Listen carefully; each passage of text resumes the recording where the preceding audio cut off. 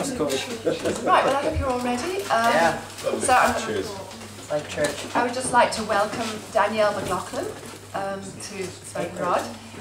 Danielle is a Cork native and she's a former lawyer.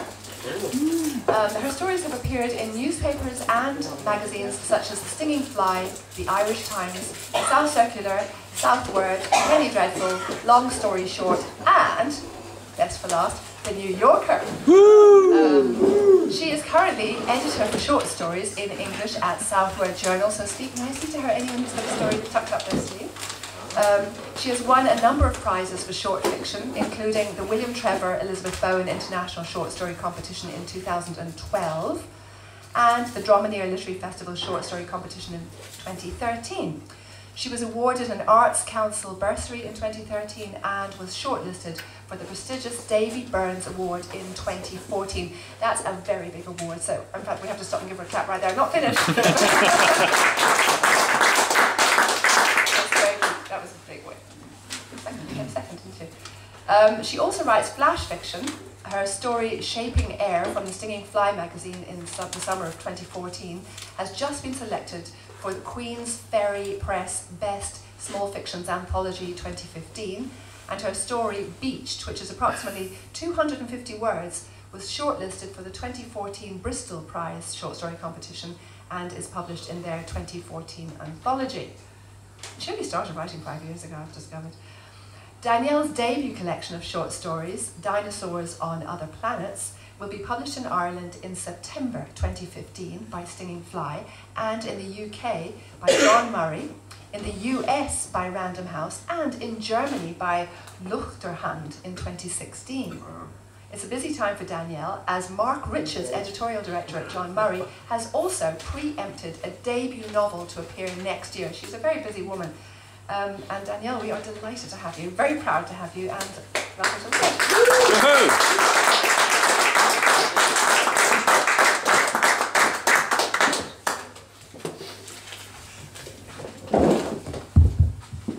Thank you for that lovely introduction. Good evening, everyone. It's absolutely lovely to be reading here this evening. Can everyone hear me? Am I? Yes. Okay, so thanks very much for the invitation to read here. My stories tend to be either extremely short or quite long.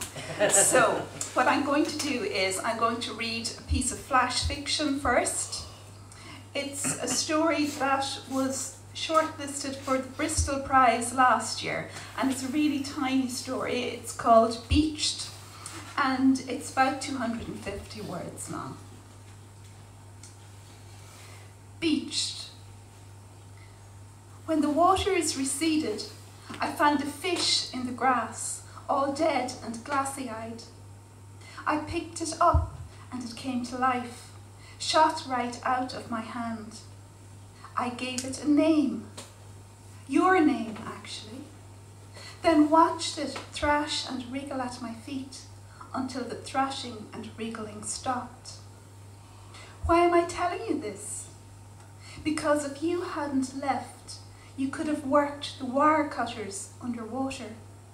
Those damn useless clippers we bought at Calden's yard, and the calf wouldn't have died. It wouldn't have been swept down river past the reservoir to end up impaled on the gates of the weir. And yes, I do know it is 4 AM. Such a curious hour in the fields. The animals sleeping, the black lines of ditches like driftwood from some other flood, a flotsam of other older hearts. I kept it, that fish with your name, pickled in a mix of lavender water and formaldehyde. I display it on the dresser in the kitchen, where anybody who visits can see it, though nobody visits, not even that man from the gun club who used to be so friendly. It is not my fault that she has woken.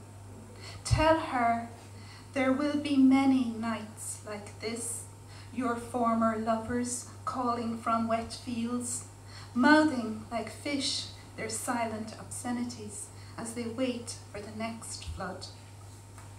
Thank you very much.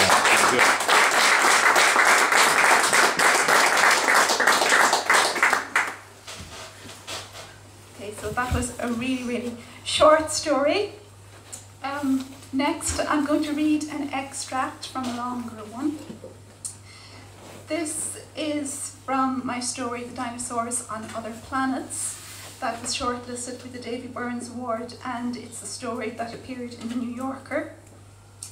It's a very long story. It's about maybe 8,000 words. So I'm just going to read an extract of a few pages. The part I'm going to read is from the middle of the story. So just to give you, I suppose, a few bits of information that you might need to bring us up to the point where we're going to join the story. We have a couple in the story called Kate and Coleman. Kate is in middle age and Coleman is a good deal older than her. Their kids have grown up and left home.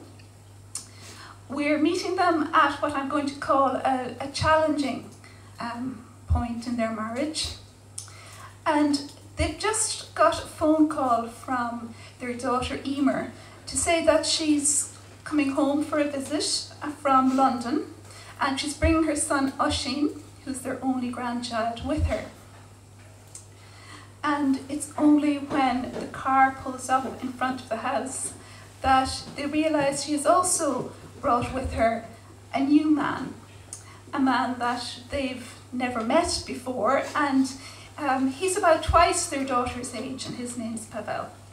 So at the point where we meet them now, Kate is on her own in the kitchen. Her husband Coleman has taken their grandchild out to a nearby forest for a walk, and Emer and Pavel have gone to the pub. And Kate is in the kitchen waiting for their return. An hour later, her husband and grandson returned, clattering into the kitchen. Oisín's shoes and the ends of his trousers were covered in mud. He was carrying something, cradling it to his chest, and when she went to help him off with his shoes, she saw it was an animal skull. Coleman went out to the utility room and rummaged around in presses, knocking over pans and brushes, banging doors. "What are you looking for?" she said, but he disappeared outside to the yard. The boy remained in the kitchen, stroking the skull as if it were a kitten. It was yellowy white, long-nosed, with a broad forehead, mud deep in the grooves where once there had been teeth. Coleman returned with a plastic bucket and a 5-gallon drum of bleach. He took the skull from the boy and placed it in the bucket, poured the bleach on top until it reached the rim. The boy looked on in awe. "Now," Coleman said, "that'll clean up nicely. Leave it a couple of days and you'll see how white it is." "Look," the boy said, grabbing Kate's hand and dragging her over. "We found a dinosaur skull." "A sheep, more likely," his grandfather said. "A sheep that got caught in wire. The dinosaurs were killed by a meteorite millions of years ago." Kate peered into the bucket.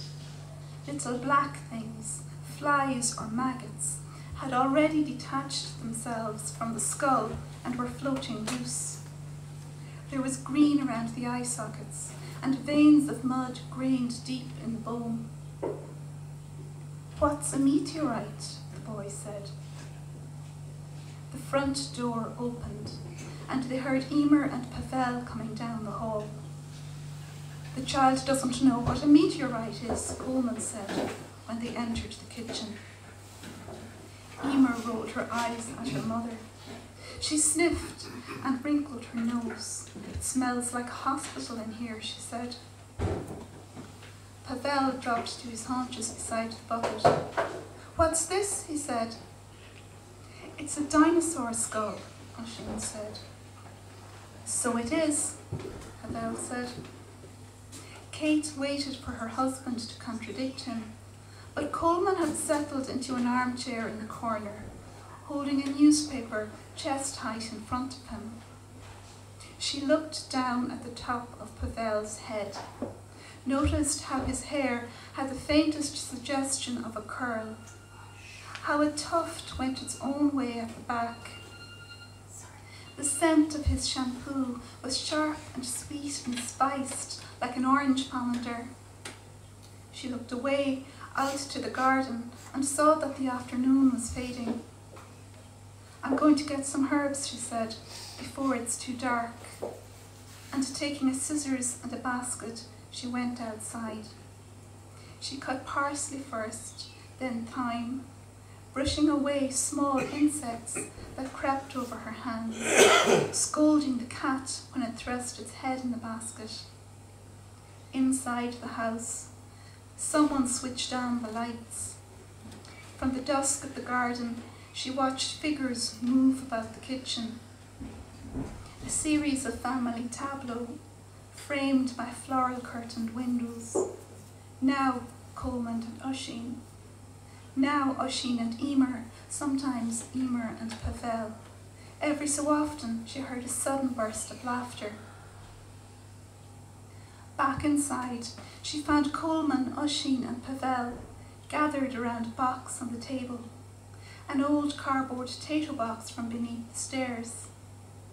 She put the herbs in a colander by the sink and went over to the table. Overhead, water rattled through the house's antiquated pipes, the sound of Emer running a bath. From the box, Coleman took dusty school reports, a metal truck with its front wheels missing, a tin of toy soldiers. "Aha," he said, "I knew we kept it." He lifted out a long cylinder of paper and tapped it playfully against the top of Oisín's head.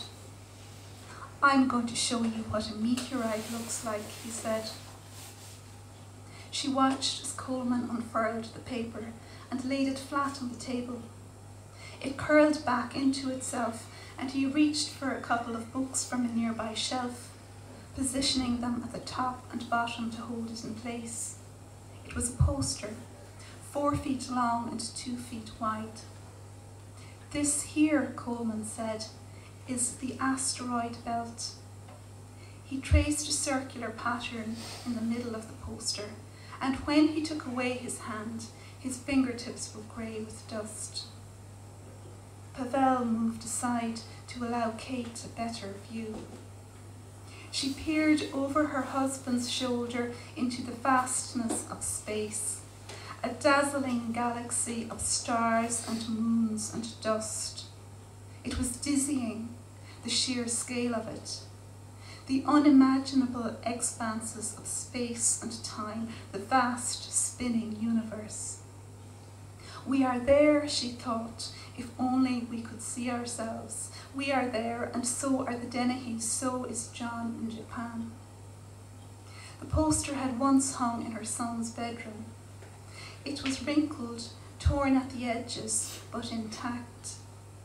She looked at the planets, pictured them spinning and turning all those years beneath the stairs, their moons in quiet orbit. She was reminded of a music box from childhood that she happened upon years later in her mother's attic. She had undone the catch, lifted the lid, and miraculously the little ballerina had begun to turn, the netting of her skirt torn and yellowed, but her arms moving in time to the music nonetheless. And I think I'm going to leave that there. Thank you very much.